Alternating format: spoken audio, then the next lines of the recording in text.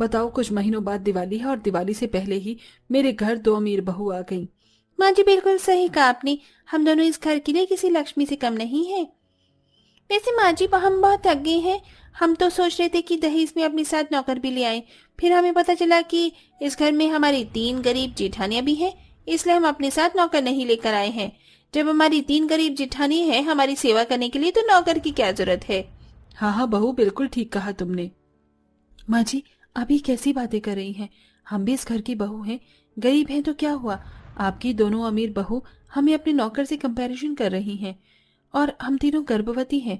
ऐसी हालत में हम तीनों अपनी अमीर देवरानियों का ख्याल कैसे रख सकती हैं? आप जानती हैं ना कि डॉक्टर ने हमें आराम करने के लिए कहा है।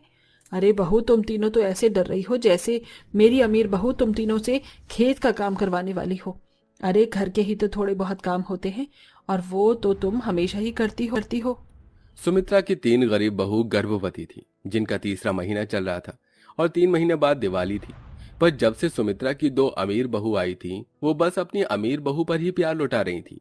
देखते ही देखते 2 महीने बीत जाते हैं और 2 महीने बाद सुमित्रा को पता चलता है कि उसकी दोनों अमीर बहू भी गर्भवती हैं। हे भगवान, अगले महीने ही दिवाली है। इतनी सारी दिवाली की तैयारी करनी है, और इस बार घर में मेरी पांचों बहू की ये पहली दिवाली है। पर मेरी दोनों अमीर बहू भी गर्भवती हैं, इसलिए मैं इन दोनों से कोई काम नहीं करवा सकती। इसीलिए बहू, तुम तीनों को ही दिवाली की सारी तैयारी करनी होगी। माँ जी जैसे आपकी दोनों अमीर बहू गर्भवती हैं, वैसे ही हम भी गर्भवती हैं। अरे बहू, वो दोनों अमीर घर की हैं।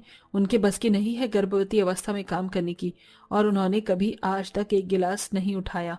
वो क्या काम करेंगी? उन दोनों को घर का कोई काम नहीं आता। तुम तीनों को ही करना होगा सब कुछ। माँ जी, आपको पांचों बहू की ये पहली दिवाली है, पर इस पहली दिवाली में आपका इतना भेदभाव हमारे साथ करना सही नहीं है। देखना, माता लक्ष्मी आपसे रूठेंगी। जिठानी जी, माँ लक्ष्मी के रूप में मैं और प्रीति खुद इस घर में आए हैं। माँ लक्ष्मी माँ जी से बिल्कुल नहीं रूठेगी, पर कहीं ऐसा ना हो कि हम दोनों आपसे रूठ जाएं। अगर हम दोनों आपसे रूठ गई ना, तो आप तीनों इस घर के बाहर दिवाली बनाती हुई नजर आओगी। इसलिए कल से ही दिवाली की साफ सफाई में लग जाओ। निशा आरती पूजा बड़ी होने के बाद भी अपनी देवरानियों की सेवा करती हैं और घर की साफ सफाई करती हैं। अपनी दोनों अमीर देवरानियों के लिए खाना बनाती हैं, उनके लिए उनका खाना कमरे में ले जाती हैं और दिवाली की सफेदी से लेकर साफ सफाई तक सारा काम तीनों गरीब बहुएं करती हैं। कुछ ही दिनों बाद दिवाली है, और इस दिवाली में हम तीनों मजदूरों की तरह काम कर रही हैं। आराम क्या होता है, हम तीनों तो ये भूल ही गई हैं। जीठानी जी, गरीबों की जिंदगी ऐसे ही होती है, और हम यहाँ किसी से शिकायत भी नहीं कर सकते। इसलिए मेरी मानो तो हमें अपना काम जल्दी जल्दी खत्म करके आराम करना चाहिए। कोई फायदा नहीं होगा आराम करने का, क्योंकि माँ जी ने मुझे एक और नया काम दे दिया है। उन्होंने कहा है कि काम खत्म होते ही हम तीनों राशन का सामान लेने के लिए जाएं, और कल अपनी अमीर देवरानों के लिए दिवाली के कपड़े गहने लेकर आएं, और उसके अगले दिन रंगोली बनाने का सामान और दिवाली पर सजाने के लिए सामान लाना है। इस तरह बेचारी तीनों गरीब बहू को एक के बाद एक काम मिल जाता है और वो तीनों चुपचाप करती रहती हैं। अगले दिन तीनों बहुएं राशन लेने जाती हैं और जब राशन लेकर घर आती हैं तो उसकी दोनों अमीर देवरानी उन तीनों के ऊपर भड़कने लगती है। माँ जी, कैसी जेठानी है हमारी। आपको पता है, जब हम अपने मायके में थे तो हमारे कमरे में चाय आती थी। हम जब बिस्तर से उतरती थी तो हमारे नौकर हमारे लिए मखमल की चप्पल लेकर आते थे। पर जब से हम इस घर में आए हैं, हमें सब कुछ खुद करना पड़ रहा है। अगर हम अपनी जेठानी से कुछ भी कहती हैं, तो ये तीनों दिवाली का बहाना लगा देती हैं। कभी कहती हैं कि दिवाली की सफाई कर रही हैं, तो कभी कहती हैं कि बाजार में दिवाली की वजह से भीड़ बहुत ज्यादा है, इसलिए वो हमारा सामान नहीं लेकर आ रही। बहू, मैं ये सब क्या सुन रही हूँ? तुम तीनों ऐसी गलती कैसे कर सकती हो? जानती हो ना, तुम्हारी देवरानी गर्भवती हैं। अगर ये समय पर बच्चे या दवाई खाना नहीं खाएंगी तो उनके होने वाले बच्चों को नुकसान पहुंच सकता है। माँ जी, हम देवरानी जी का खाना देकर गए थे दिवाली की शॉपिंग करने के लिए, और ये शॉपिंग भी हम आप लोगों के कहने पर ही कर रहे हैं। बस बहू, मेरे सामने अब तुमने कोई बहाना किया तो याद रखना, मैं तुम तीनों की पहली दिवाली ससुराल में नहीं बल्कि रोड पर बनवा दूंगी। हमेशा की तरह आज भी सुमित्रा अपनी तीनों गरीब बहू को ही खरी खोटी सुनाती है। अब इसी तरह से दिन बीतते हैं और तीनों गरीब बहुएं दिवाली के ही कामों में लगी रहती हैं। देखते ही देखते धनतेरस का दिन आ जाता है और गर्भवती होने की वजह से दोनों अमीर बहू शॉपिंग करने से मना कर देती हैं और अपनी सास से कहती हैं। माँ जी, डॉक्टर ने हमें आराम करने के लिए बोला है और आप तो जानती हैं कि बाहर दिवाली की कितनी भीड़ हो रही है। मुझे बहुत डर लग रहा है, कहीं शॉपिंग के लालच में हमारे बच्चों को कुछ ना हो जाए। वो तो है बहू, पर मुझे डर लग रहा है कि कहीं ये तीनों गरीब बहुएं तुम दोनों के लिए कुछ सस्ता सामान न ले आए। मैं बुढ़िया भी खुद बाहर नहीं जा सकती, इसलिए इन तीनों को भेज रही हूँ। तो क्या हुआ माँ जी, अगर खराब सामान लेकर आएंगी तो आप इन तीनों को वापस बाजार भेज देना। सुमित्रा अपनी दोनों बहू की बात मान लेती है और अपनी तीनों बहू को धनतेरस की शॉपिंग करने के लिए बाहर भेजती है। और सुमित्रा के कहने पर तीनों गरीब बहुएं दोनों अमीर बहू के लिए सोने का हार और वॉशिंग मशीन लेकर आती हैं, जिसे देख दोनों अमीर बहू अपनी गरीब जेठानियों का मजाक बनाती हैं।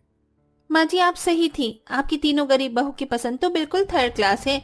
अरे ऐसे गहने तो हम अपने मायके में नौकरों को देते हैं और ये हमारे लिए लेकर आई है।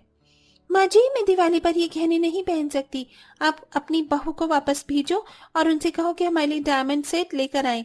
गरीब वो तीनों हैं, हम दोनों नहीं। आज धनतेरस का दिन है। आज के दिन सामान के रूप में माता लक्ष्मी को घर में लाया जाता है और तुम दोनों इसे ठुकरा कर वापस करने की बात कर रही हो। कहीं ऐसा ना हो कि माँ लक्ष्मी नाराज हो जाए। ये फिल्मी डायलॉग अपनी जेब में रखो और जितना कहा जाए उतना करो। अपनी गरीब जेठानियों को परेशान करने के लिए प्रीति और आकृति उन दोनों को फिर से बाजार भेजती है और अपने लिए डायमंड सेट मंगवाती है, जिसके बाद तीनों गरीब जेठानी दिवाली की शॉपिंग करने के लिए जाती हैं और दिए, खील, बताशे, मिठाई और घर को सजाने के लिए लड़ी, शुभ दीपावली आदि जैसे सामान लेकर आती हैं। देखते ही देखते दिवाली का दिन आ जाता है और उस दिन तीनों गरीब बहुएं मिलकर घर में रंगोली बनाती हैं, जिसे देख अमीर बहू हंसने लगती हैं। तो तुम तीनों ने मिलकर ऐसा घर सजाया है और इतनी गंदी रंगोली बनाई है। ऐसी रंगोली तो 5th क्लास के बच्चे भी नहीं बनाते। आकृति मुझे इनकी रंगोली पसंद नहीं आ रही, चलो हम दोनों अपने पैरों से उनकी रंगोली खराब कर देते हैं ताकि वो तीनों फिर से रंगोली बनाए। आकृति और प्रीति अपने पैरों से रंगोली खराब करने लगती हैं, पर इसी बीच उन दोनों के पैर आपस में टकरा जाते हैं और वो दोनों नीचे गिर जाती हैं, जिस वजह से उन दोनों के पेट में काफी चोट लग जाती है और ये दोनों अपना पेट पकड़कर रोने लगती हैं। जिसके बाद सुमित्रा और उसकी तीनों गरीब बहुएं उसे अस्पताल ले जाती हैं, जहां उन दोनों का मिसकैरेज हो जाता है। और दिवाली वाले दिन आकृति और प्रीति की जेठानी घर पर मां लक्ष्मी की पूजा न करके हॉस्पिटल में अपनी देवरानियों की सेवा करती है, जिसे देख उन दोनों को अपनी गलती का एहसास होता है। दीदी आप तीनों बिल्कुल सही कहती थी, लगता है माँ लक्ष्मी हमसे नाराज हो गई और उन्होंने हमें हमारे किए की सजा दी है। हमें माफ कर दीजिए, हम दोनों आपकी दिवाली खराब करना चाहते थे, इसलिए अब दिवाली वाले दिन हम दोनों हॉस्पिटल में हैं। बहू मुझे भी माफ कर दे, मैंने भी अपनी अमीर बहू का साथ दिया और तुम तीनों के बारे में कभी सोचा भी नहीं, इसीलिए भगवान तुम तीनों के साथ रहा और मेरे दोनों अमीर बहुओं को उनके और मेरे किए की सजा दी। माँ जी प्लीज ऐसा मत बोलिए, आज दिवाली का दिन है, लक्ष्मी पूजा का समय हो चुका है, हम अपनी देवरानियों के पास हैं। आप घर जाकर दिए जलाएं और माता लक्ष्मी की पूजा करें। देखना माँ लक्ष्मी प्रसन्न होंगी और बहुत जल्द हमें ये खुशखबरी दोबारा मिलेगी। नहीं बहू, तुम तीनों घर जाओ और दिवाली बनाओ, मैं यहाँ इन दोनों के लिए हूँ। सुमित्रा के कहने पर उसकी तीनों गरीब बहू घर जाती हैं और दिए जलाकर मां लक्ष्मी और